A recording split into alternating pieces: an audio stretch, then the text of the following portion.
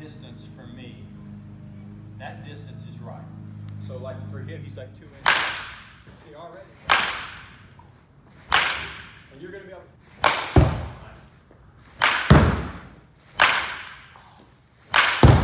Yeah, so the whole point is.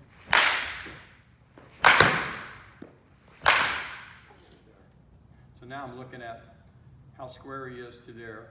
Guys that get into here, you know, kind of start in this position, or they're down here. So it's kind of like, once I kind of establish that rail in this angle, you know, for just the general purposes, working with a lot of common athletes, is this angle.